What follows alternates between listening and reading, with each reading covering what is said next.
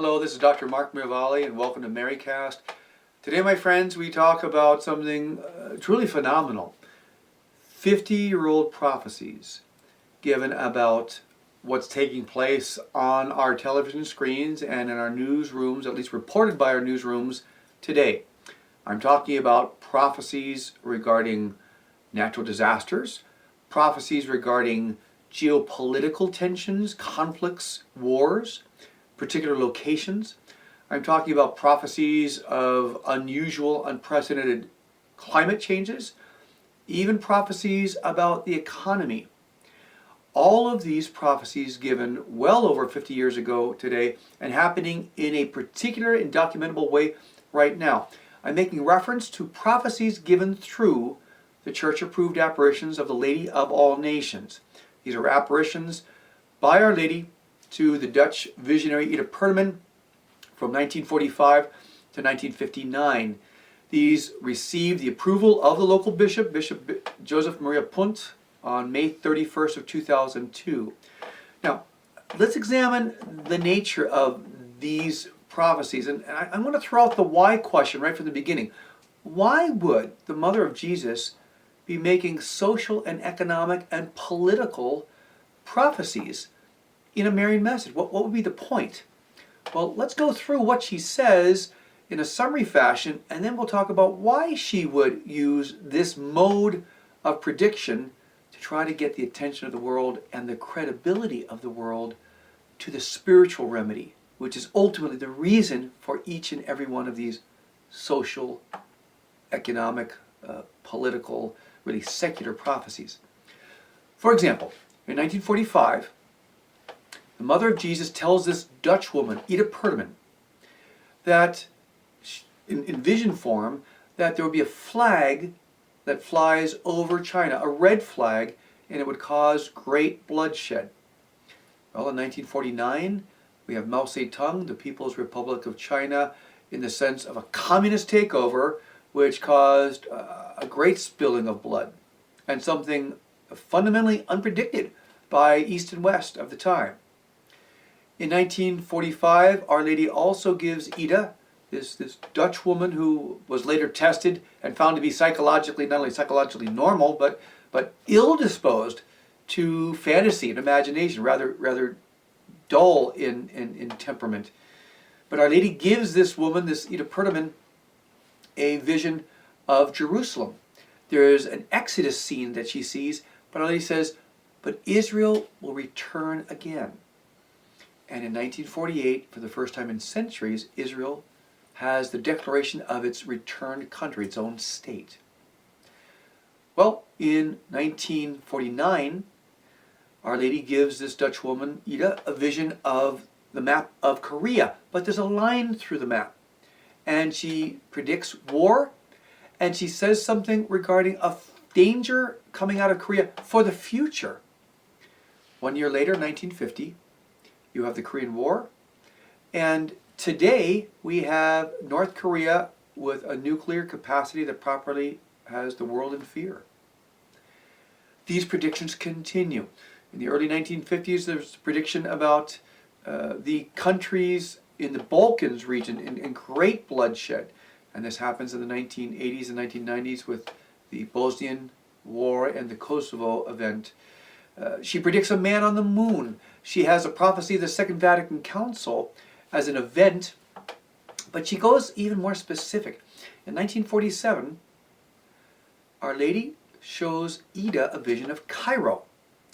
Now, with the vision of Cairo, Ida says she feels an uneasiness, an emotional, spiritual, psychological uneasiness as she's seeing this. And then she sees a series of flags colliding, stars and stripes colliding with hammers and sickles, colliding with crescent moons and rising suns. And then all of these flags lead in vision form to a type of chaos. Well, a very well-respected political analyst, Dr. Richard Russell, who is an adjunct professor at Georgetown University, he has done a commentary on these messages of the Lady of all Nations, but strictly from a political, historical perspective. His conclusion is the following. Number one,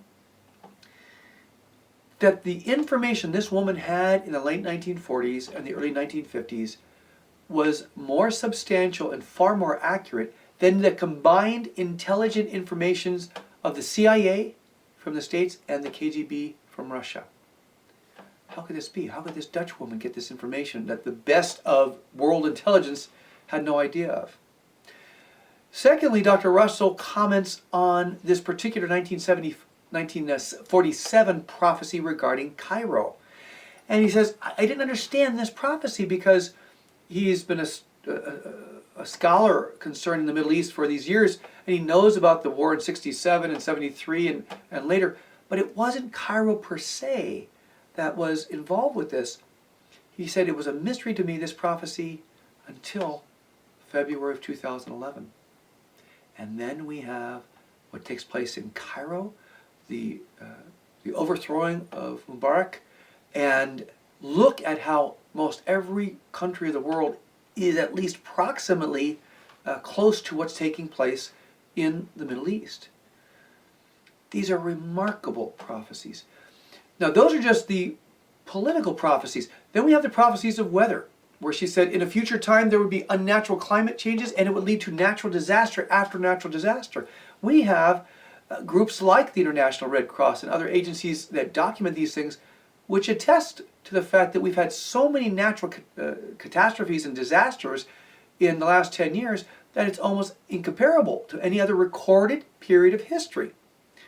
In the year 2010 and entering into the 2011, you've already had over 5 natural catastrophe events costing over $1 billion apiece. We're growing used to this stuff, but we're not supposed to. We're supposed to be seeing what this means or asking the question, what's the significance of these things in our present day? Well, the Lady of All Nations, her title in Amsterdam, she also predicts economic prophecies, prophecies of worldwide global economic disaster. And one could say, well, that's a general prophecy you could make and it's going to happen sometimes. All right, let's get a little bit more specific. Ida receives a prophecy from Our Lady of the United States, the continent, and the country and overall North America, of course, and Europe side by side. In between, she sees the words boycotting, trade wars, hunger, disasters. Now, in speaking with a European economist a few weeks back, he articulated profoundly for me that this prophecy, by the way, the messages of the Lady of All Nations have recently been published in a European journal, not of theology, not of history, but of economics.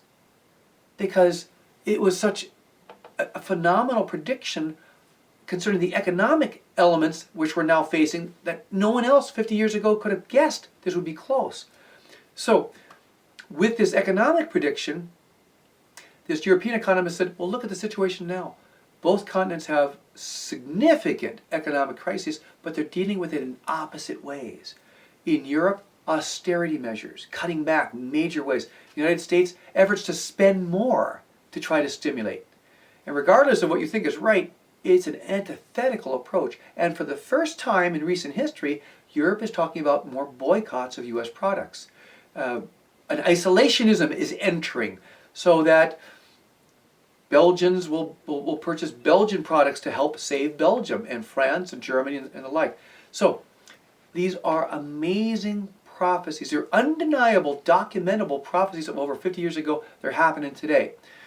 Now, I ask you to stay tuned with our next program of Marycast, because this part 1 talks about the prophecies, but part 2 is going to say why. Why does she give the prophecies? What is her remedy?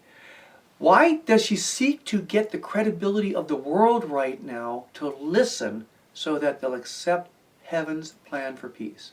Stay with us for part 2 on Marycast. This is Dr. Mark Miravalle saying thanks for being with us. God bless you.